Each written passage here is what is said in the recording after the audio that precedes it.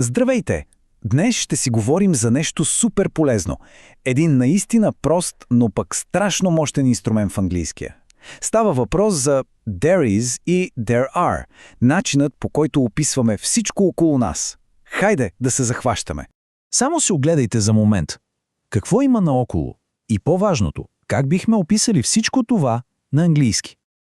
Точно това е въпросът, от който тръгваме днес. И ще се убедите, че всъщност е доста лесно да се каже какво има или какво няма някъде.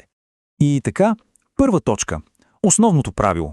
Всичко се свежда до едно. Броим ли едно нещо или много неща? Това е буквално ядрото на всичко. И ето го и самото правило, супер простичко е. Ако говорим само за един единствен предмет, казваме there is. Обаче, ако са два или да речем 10, вече there are. Този избор as или are е фундаментът. От тук тръгва всичко. Добре, основата е ясна. Сега е време да започнем да строим изречения. Да видим как се правят положителни твърдения. Ето един класически пример за един предмет. There's a bed in the bedroom. Забележете, казвам there's. Това е съкратената форма на there is. И честно казано, в разговорите почти винаги ще чуете точно нея. Звучи много по-естествено. А какво става, ако имаме повече неща? Ами ето така. There are some pillows on the bed. Тук вече не е една възглавница, а няколко, нали? Затова there are. Просто и логично, както казахме. Супер!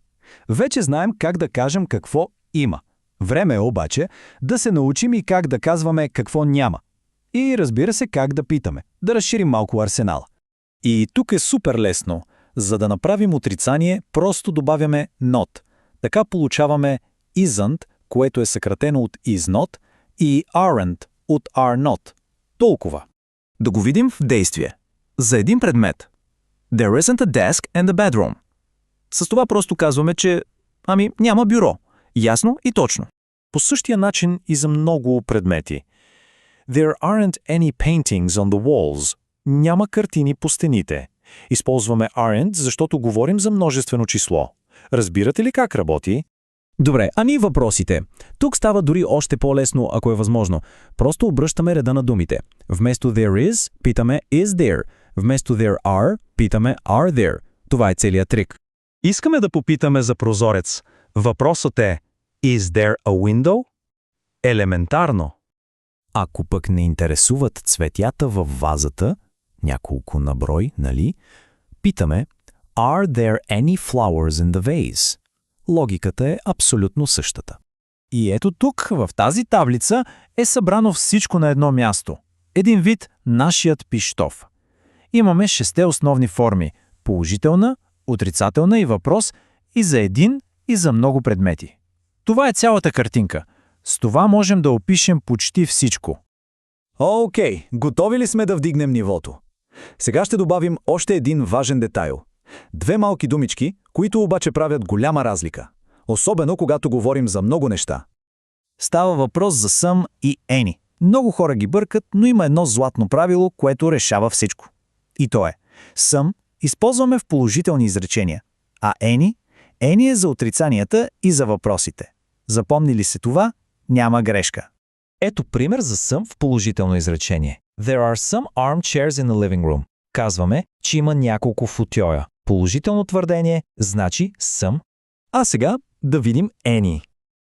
В орицание. There aren't any flowers in the garden. Тук казваме, че няма никакви цветя. Any върви ръка за ръка с отрицанието. И накрая any във въпрос. Are there any chairs in the study? Питаме дали има някакви столове, каквито и да са. Затова отново използваме any.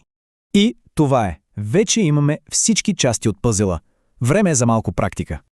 Ето една проста схема в 3 стъпки, която винаги работи. Първа стъпка. Броим предметите. Един ли е или са много? Втора стъпка. Какво искаме да кажем? Нещо положително, отрицателно или пък да питаме? И трета стъпка, само ако са много предмети, добавяме ли съм или any.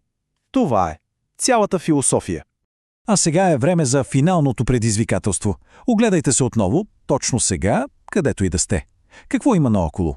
Опитайте се да направите едно-две изречения и така на ум. Например, there is a chair или there are some books. Защото най-добрият начин да се научи нещо е като се използва веднага. Пробвайте! Ще се справите чудесно!